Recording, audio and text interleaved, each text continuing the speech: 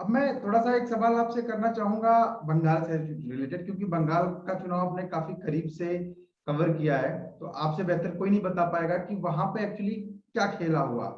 पहली चीज़। दूसरी चीज़ कि आपके सोर्सेज़ क्या कहते हैं कि जो रिपोर्ट्स आ रही हैं जिसमें बताया जा रहा है कि तृणमूल को जिन्होंने वोट नहीं दिया उनको पलायन करने पे मजबूर होना पड़ रहा है, उनके घरों को जलाया गया, एक गैंग रेप की भी खबर आई, एक बूथ कार्यकर्ता कोई महिला थी उनके साथ। तो ये खबरें क्या सच हैं और वहाँ पे खेला क्या हुआ? इस पे थोड़ा-सा प्रकाश डालिए। देखिए, हम लोग मैंने बंगाल का चुनाव बहुत बारीकी से देखा था और मैं इकलौता व्यक्ति था जिसने नंदीग्राम में कहा था कि ममता बनर्जी हारेगी और असम में भी हम लोग बैंग ऑन सही थे। ये बहुत अचंभित करने वाली बात है और मैं स्टिल अभी भी अपने प्रेडिक्शंस के साथ स्टिक करता हूँ क्योंकि मैंने बहुत पोस्ट पोल इस पे डेटा रिसर्च किया कि बंगाल के अंदर बहुत ज्यादा एंटी इनकम्बेंसी थी तृणमूल सरकार के खिलाफ। ये बहुत विचित्र बात है कि वो एंटी इनकम्बेंसी वोट्स में ट्रांसलेट नहीं हुई। पाड़ा पाड़ा हर दूसरा तीसरा व्यक्ति बोलता था कि 2019 देखे हवा बेशी बदल हबे तो भालो की अगर सरकार बदले तो चेंज होगा। और आप उसका प्रमाण इसी बात से निकाल सकते हैं कि 2 तारीख के बाद में जिस तरीके से टारगेटेड वायलेंस हुआ उन सब लोगों के लिए जिन्होंने तृणमूल कांग्रेस को वोट नहीं किया, वो दर्शा रहा है कि एक बेचैनी थी रूलिंग एस्टेब्लिशमेंट के अंदर। इनफैक्ट मेरे सोर्सेज ये भी बता रहे थे कि जिन पॉलिटिकल कंपनी को उन लोग ने हायर किया था सर्वे के लिए और एडवाइस के लिए, वो लोग 5th फेज के बाद अपने ऑपरेशंस को बंद करने की कगार पे थे, ऐसी हालत थी।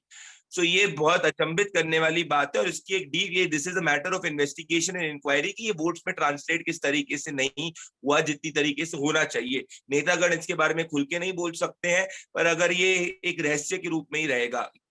अगर मैं इसकी बात करूं प्रोग्नोसिस, तो क्या वो डर था, क्या वो मान लीजिए लास्ट मिनट कुछ हुआ, वो देखना ये डीप इन्वेस्टिगेशन के बाद ही पता चल सकता है। पर मैं अपने डेटा के आधार पे बोल सकता हूँ और पोस्ट पोल के आधार पे बोल सकता हूँ, जो मैंने प्रमाण देखा, जो मेरी आंखों ने नंदीग्राम में देखा, वही मेरी आंखों ने बंगाल में भी देखा था। तो ऐसा नहीं हो सकता कि मेरी आंखें नंदीग्राम में मुझे सच दिखाएं और बंगाल की बाकी जगहों पे झूठ दिखलाएं। और मैं कोई पहली बार कोई चुनाव को नहीं कर रहा हूँ, तो ये मैं चीज को समझता हूँ। जब उसी समय में मेरी आंखें असम के अंदर 75 की 75 सही रहती है, तो मैं वापस से कहूंगा it's a matter of deep inquiry. बात रही पोस्ट पोल वायलेंस की, कि बंगाल का पोस्ट पोल वायलेंस टारगेटेड है, सिर्फ पॉलिटिकल इन नेचर नहीं है। मेरे सोर्सेज के हिसाब से रिलीजियस इन नेचर भी है, सौरभ जी। और सौरभ जी, दुख की बात है कि अगर ये प्रेसिडेंट सेट हो जाएगा, तो मतलब अगर कोई भी विरोधी, अगर मान लीजिए कोई पार्टी जीत जाती है और अपने विरोधी वोटर को इस तरीके से मारेगी, उसके समर्थक उनको उनके खिलाफ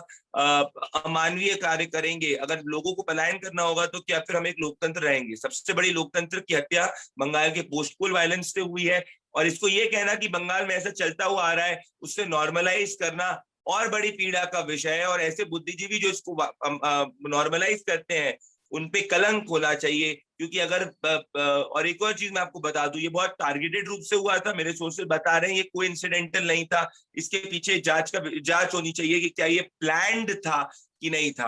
और अगर आगे चल के बंगाल की डेमोग्राफी चेंज हो जाती है, तो उसके अगर विश्व में आप उठा के देखेंगे, जहां पे भी राज्यों का विभाजन हुआ है, वो हमेशा से जब भी डेमोग्राफी चेंज हुआ है उसके आधार पे हुआ है। तो अगर यहाँ की डेमोग्राफी को कॉन्शियसली चेंज किया जाता है, तो उसकी देश की अखंडता पे क्या फर्क पड़ेगा, ये भी गौर करने की जरूरत है। Namaste. Please remember to subscribe to us and switch on the notifications for this channel. For our other social media links, more content, and to support our work, please visit citti.net. Dhanyavad. Namaskar.